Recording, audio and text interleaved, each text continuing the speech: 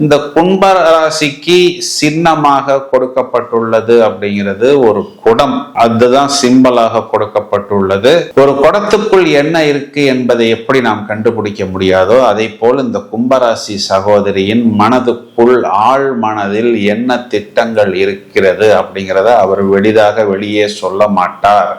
கணிக்க முடியாத சுபாவம், அதிகப்படியான நேரங்களில் இவர்கள் எந்த விஷயத்துக்கு எப்படி நடந்து கொள்வார்கள் அப்படிங்கிறத மற்றவர்களால் எளிதில் கணிக்கவே முடியாது. யாரையும் எதிர்பார்க்க மாட்டார்கள். ஒரு பயணமாக இருந்தால் கூட இவர்களாகவே துணிந்து இறங்கி விடுவார்கள். வித்தியாசமான சிந்தனை, நவீன தொழில்நுட்பம், யாருமே யோசிக்க முடியாத விஷயங்கள், புதுமைகளை வெகு எளிதாக கிரகித்து சிந்தித்து எக்ஸ்ப்ளோர் செய்து சம்பாதித்து ஒரு உயர் இடத்துக்கு, ஒரு உயர் பதவிக்கு போகக்கூடிய அமைப்பு இவர்களுக்கு உண்டு. இந்த 7ஆம் இடம்ங்கிறது கால புருஷனுக்கு 5ஆம் இடமாக வருகிறது. அதனால் நிறைய கும்பராசி சகோதரிகள் அது லவ் மேரேஜாக இருந்தாலும் பின்னாளில் அதனை அரேஞ்ச்டு மேரேஜாக மாற்றிக்கொள்கிறார்கள். காதலிக்கும் பொழுது தன்னுடைய துணைவர், அதாவது அந்த லவ் பார்ட்னரிடம் தன்னை கொஞ்சம் தூரத்திலேயே வைத்து கொள்ள வேண்டும் அப்படிங்கிறதுல இவர்கள் கொஞ்சம் குறிப்பாக இருப்பார்கள். ஏன்னா உள்ளுக்குள்ள இருக்கிற அந்த ராகு என்ன பண்ணும்னா, லவ் பார்ட்னர் உன்னை எந்த நேரத்திலும் ஏமாற்றி விடுவார் அப்படிங்கிற ஒரு சிக்னலை கொடுத்து கொண்டே இருக்கும். அதனால் ஆழ் மனதில் நாம் உஷாராக இருக்க வேண்டும் அப்படின்னு இவர்கள் அந்த ஒரு பக்குவம் ஓடிக்கொண்டே இருக்கும். புதன் அப்படிங்கிற கிரகம் நீசம். அப்போ புத்தி சாதுரியத்தை இழந்து, புத்தி கூர்மையை இழந்து நான் எதுக்கு உன்னோட வாழணும், ஒரு முட்டாள் மாதிரி வாழ்றதுக்கு நான் தயாராக இல்லை அப்படின்னு சொல்லி வாழ்வை முறித்து கொண்டு வரக்கூடிய சகோதரிகள் நிறைய பேர் இருக்கிறார்கள்.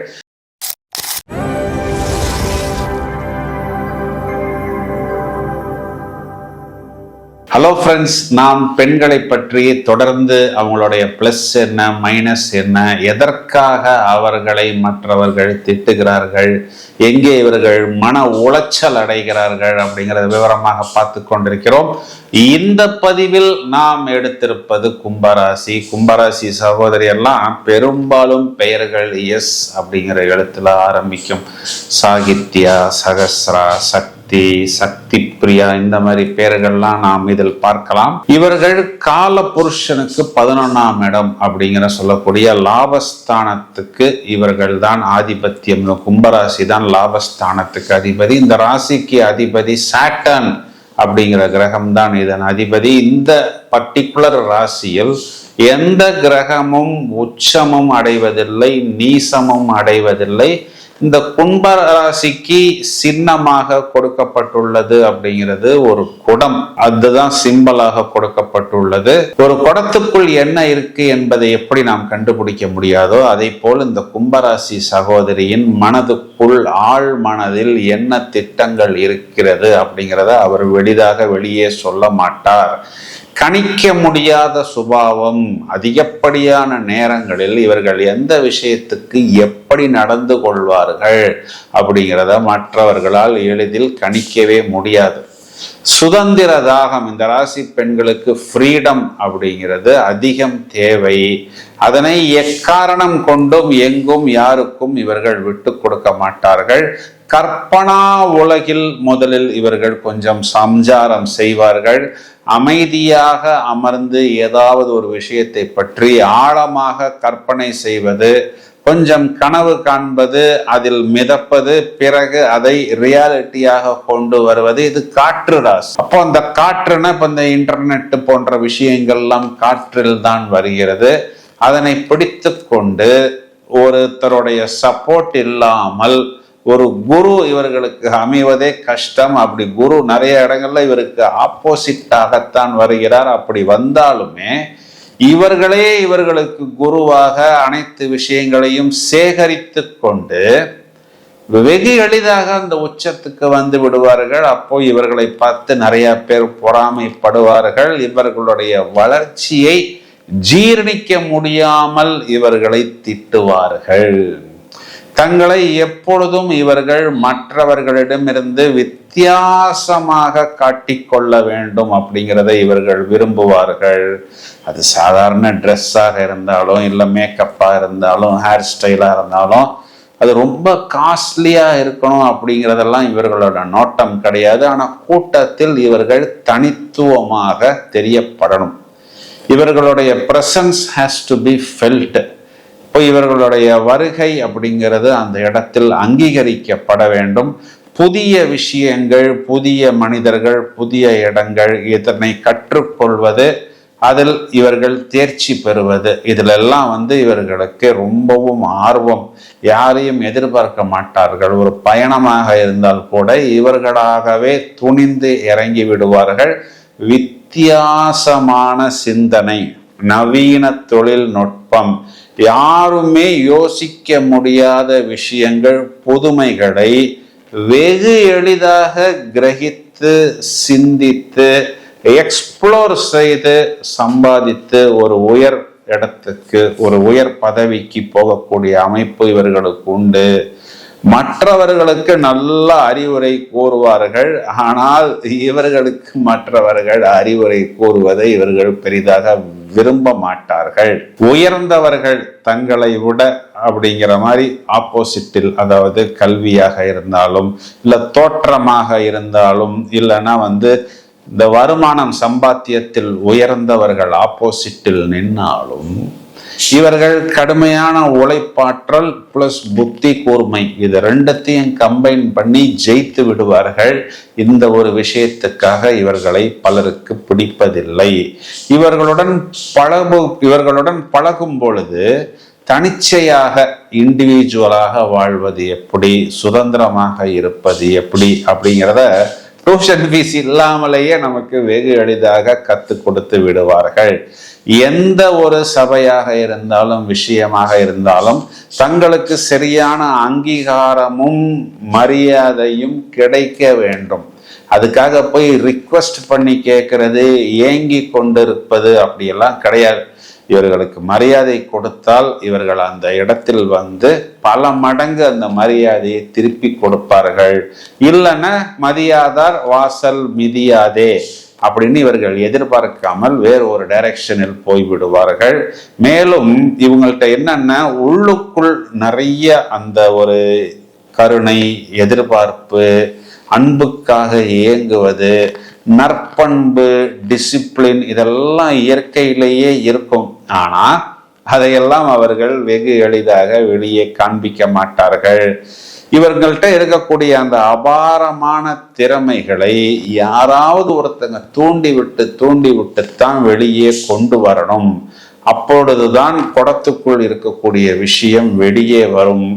சொந்த பந்தங்களுடன் நெருக்கமாக இருப்பதை விட இவர்கள் கொஞ்சம் தூரமாக விலகித்தான் இருப்பார்கள்.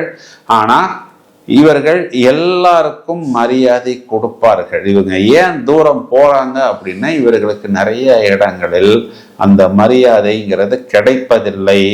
வாழ்வில் உண்மை பேசுவது மட்டும்தான் இவர்கள் ஒரு முக்கியமான குறிக்கோளாக வைத்திருப்பார்கள். இவங்களுக்கு ஞாபக சக்தி அபாரமாக இருக்கும். சமயோஜிதமான புத்திசாலித்தனம் இருக்கும். இவர்களுக்குள் நல்ல கடுமையான கோபம் இருந்தாலும் இவர்கள் அதனை வெளியே காண்பித்து கொள்ள மாட்டார்கள். நிறைய சொல்யூஷன்ஸுக்காக நிறைய பேர்கிட்ட போய் இவர்கள் நிற்க மாட்டார்கள். ஏன்னா இந்த ராசியோடைய பெரிய ஸ்ட்ரென்த்து என்னன்னா, உள்ளுக்குள்ளர இருக்கிற அந்த ராகுவோடைய நட்சத்திரம் தான். அந்த ராகுவோடைய நட்சத்திரம் இவர்களை வெகு எளிதாக உச்சத்துக்கு கொண்டு போய்விடும். மேலும் எந்த ஒரு விஷயமாக இருந்தாலும் அதனை வெகு எளிதாக இவர்கள் கிரகித்துக் கொள்வார்கள். ஒரு 1000 பேரை மேனேஜ் பண்ணணுமா, அதுக்கும் நான் ரெடி.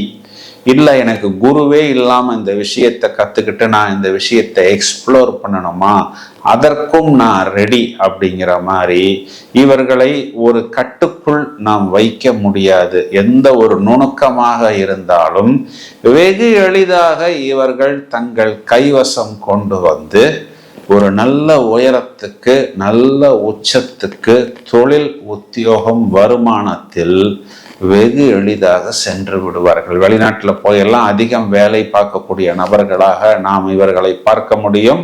இவர்கள் காதலில் விழுந்தாலும் இவர்கள் தங்களின் தனிப்பட்ட சுதந்திரத்திற்கு எந்த பாதிப்பும் வரக்கூடாது அப்படிங்கிறதில் உறுதியாக இருப்பார்கள். இதற்காக நிறைய பேர் இவர்களை திட்டுகிறார்கள்.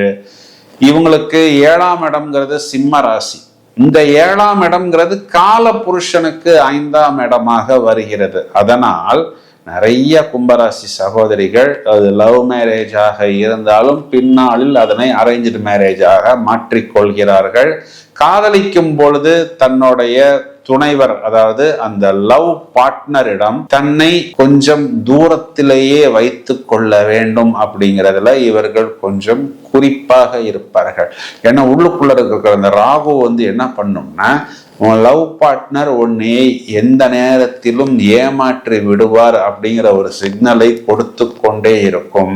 அதனால் ஆழ் மனதில் நாம் உஷாராக இருக்க வேண்டும் அப்படின்னு இவர்கள் அந்த ஒரு பக்குவம் ஓடிக்கொண்டே இருக்கும். பிறகு திருமண வாழ்வு அப்படின்னு வரும் பொழுது என்ன ஆகிறது, இவர்களுடைய லைஃப் பார்ட்னர் சூரியன் இவர்களுடைய பாக்கியஸ்தானத்தில் நீசம் அடைகிறார். அப்ப என்ன ஆகுது, நிறைய இடங்கள்ல இவர்கள் பாக்கியத்தில் உச்சமடைகிறார்கள். துளாராசி சகோதரியே கணவனாகவும் மனைவியாகவும் இருந்து அந்த குடும்பத்தை நடத்த வேண்டிய ஒரு சூழ்நிலை. அப்படின்னா என்ன அர்த்தம், 99% இந்த பெண்கள் சம்பாதிப்பார்கள், தொழில்ல ஒரு உச்சத்துல இருப்பார்கள். அந்த தொழிலும் அந்த வருமானமும் இருந்தால்தான் அவர்களுக்கு அது ஒரு பாதுகாப்பு. இல்லைன்னா ஆஃப்டர் மேரேஜ் லைஃப் அவர்களுக்கு ரொம்பவும் வெளியில சொல்லி கொள்ள முடியாத ஒரு தர்ம சங்கடத்தை ஏற்படுத்தி கொடுக்கிறது. மேலும் இந்த ராசியாதிபதி சாட்டர்ன் அப்படிங்கிறதுனாலவே திருமண வாழ்க்கையில நிறைய டிலே, திருமணத்துக்கு பிறகு நிறைய டிஸ்டர்பன்சஸ் இதெல்லாம் இவர்களுக்கு ஏற்படுவதற்கு காரணம், காதலை குறிகாட்டக்கூடிய சுக்கிரன் இவர்களுக்கு 8ஆம் வீட்டில் நீசம். அதனால் இவர்கள் ரொம்பவும் கவனமாக செயல்பட வேண்டும். கணவன் தங்களுக்கு ஆதரவாகவும் பாதுகாப்பாகவும் இருக்கிறார் அப்படிங்கிற மாதிரி இருந்துட்டு சுத்தி உள்ள மாமியார் நாத்தனார் மாமனார்லாம் கண்டிப்பா இவர்களுக்கு பெரிதாக சப்போர்ட் பண்ணுவதில்லை. இருந்தாலும் கணவனுடைய சப்போர்ட் இருந்தால் இவர்களுடைய family life, marriage life travel ஆகும். கணவனுடைய சப்போர்ட் இல்லை அப்படின்னா இவர்கள் அந்த திருமண வாழ்விலிருந்து வெளியே வந்து விடுவார்கள். தன் துணையிடம் முழுமையான நம்பிக்கையும் மனதிற்கு பிடித்த எதிர்பார்ப்புகளும் கிடைத்தால் மட்டும்தான் அந்த திருமண வாழ்க்கை, தாம்பத்திய வாழ்க்கை இவர்களுக்கு திருப்திகரமாக அமைகிறது. கணவனுடன் மகிழ்ச்சியாக இருக்க வேண்டும் அப்படின்னு இவர்கள் முடிவு செய்து விட்டால் இவர்கள் மனதளவில் இவர்கள் தங்களை தேத்தி கொண்டு அந்த திருமண வாழ்வை இவர்கள் நகர்த்துகிறார்கள்.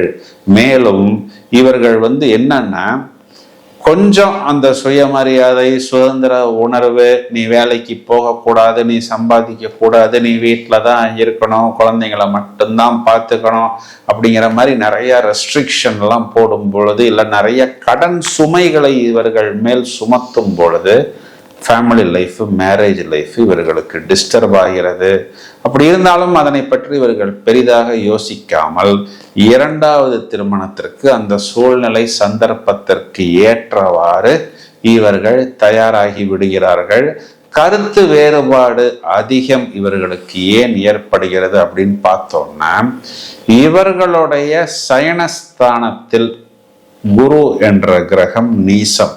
அப்போ இவர்களுடைய குடும்பஸ்தானாதிபதி சயனஸ்தானத்தில் நீசம்.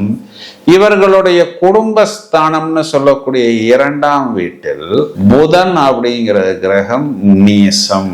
அப்போ புத்தி சாதுரியத்தை இழந்து, புத்தி கூர்மையை இழந்து, நான் எதுக்கு உன்னோட வாழணும், ஒரு முட்டாள் மாதிரி வாழ்றதுக்கு நான் தயாராக இல்லை அப்படின்னு சொல்லி வாழ்வை முறித்து கொண்டு வரக்கூடிய சகோதரிகள் நிறைய பேர் இருக்கிறார்கள். என்னன்னா ஆரம்பத்தில் இவர்கள் தெரிந்தே ஏமாற வேண்டிய ஒரு சூழ்நிலை அப்படிங்கிறது அதிகம் ஏற்படுகிறது. என்னன்னா தங்களுடைய பணத்தை, சேவிங்ஸை, வருமானத்தை வெகு எளிதாக இவர்கள் இழந்து விடுகிறார்கள். அது ஏதாவது இந்த சிட்டு மாதிரி ஸ்கீமு, எல்மல்லம் மாதிரி ஸ்கீமு கொடுத்துட்டு திரும்ப வராம போவது, இதையெல்லாம் அதிகம் கும்பராசி சகோதரிகள் சந்திக்கிறார்கள். யாராவது இவர்களை இழிவாக பேசினாலோ அல்லது காயப்படுத்தினாலோ, அது கணவனாக இருந்தாலும் கூட அதனை இவர்கள் ஏற்றுக்கொள்ள மாட்டார்கள். மீண்டும் பழையபடி இவர்கள் நெருக்கமாக பழகுவது கடினம். தங்களின் உணர்வுகளை தங்களுடைய துணைவரிடம் நாசுக்காகத்தான் இவர்கள் வெளிப்படுத்துவார்கள். அதனை அவர்கள் புரிந்து கொள்ள வேண்டும். இந்த சாட்டானுடைய இன்ஃப்ளூயன்ஸே என்ன பண்ணும் அப்படின்னா, இளமை காலத்துல இவங்களுக்கு நிறைய துக்கங்களும் தோல்விகளும் துயரங்களும், அந்த விஷயத்திலிருந்து வெளியில போயிடலாமா அப்படிங்கிற அளவுக்கு தடைகளையும் ஏற்படுத்தி, வெளியில சொல்லி கொள்ள முடியாத ஒரு தோல்வியையும் கொடுத்த பிறகுதான் இவர்களுக்கு அந்த வெற்றியையும் வாய்ப்பையும் கொடுக்கிறது. தாமதமான வெற்றி தான் இவர்களுக்கு கிடைக்கிறது. தனஸ்தானாதிபதி குரு 6ல் உச்சமடைவதால் கையில் பணத்தை தங்க வைத்துக் கொள்வதற்கு இவர்கள் ரொம்பவும் போராடணும். இவங்கள்ட்ட மட்டும் கொஞ்சம் காசு இருக்கு அப்படின்னா இவங்க ஒரு ஐடியா தான் போடுவாங்க. இவர்களுடன் இருப்பவர்கள் இவர்களுடைய பணத்தை வைத்து 10 ஐடியா போடுவார்கள். அந்த பணம்ங்கிறது வெகு எளிதாக இவர்களுக்கு செலவாகிவிடும், இல்லைன்னா விரயமாகிவிடும். இப்போ இவர்களுடைய ஜாதகத்தின் அமைப்பின்படி திருமணம் மற்றும் லைஃப் பார்ட்னர் சார்ந்த விஷயங்களுக்கு அதிகமான தொகையை செலவு செய்ய வேண்டிய கட்டாயம். ஏன் அப்படின்னா, சுக்கிரன் இவர்களுக்கு மாங்கல்ய ஸ்தானத்தில் நீசமடைகிறார். சகோதரர் சகோதரிகளுக்காகவும் அதிகப்படியான சுப செலவுகளை இவர்கள் செய்ய வேண்டிய ஒரு சூழ்நிலை அப்படிங்கிறது ஏற்படுகிறது. நூதனமான விஷயங்கள், இந்த டிஜிட்டல் கரன்சி, இந்த மாதிரி விஷயங்கள் எல்லாம் சீட்டு போடுறது, பணம் கட்டி, இதிலெல்லாம் இவர்கள் இழக்க வேண்டிய சூழ்நிலை அப்படிங்கிறது ஏற்படுகிறது. மேலும் நிறைய இடங்கள்ல இவர்கள் என்ன தப்பு பண்றாங்க அப்படின்னா, புத்திசாலித்தனமாக நாம் பேசுகிறோம் அப்படின்னு சொல்லி சில நேரங்கள்ல சில வார்த்தைகளை கொடுத்து அந்த வார்த்தைகளால் இவர்கள் வில்லங்கத்தை வாங்கி கொள்கிறார்கள். இதுதான் கும்பராசி சகோதரிகளுடைய ஜாதக அமைப்பு, காலபுருஷ சக்கர பிரகாரம்.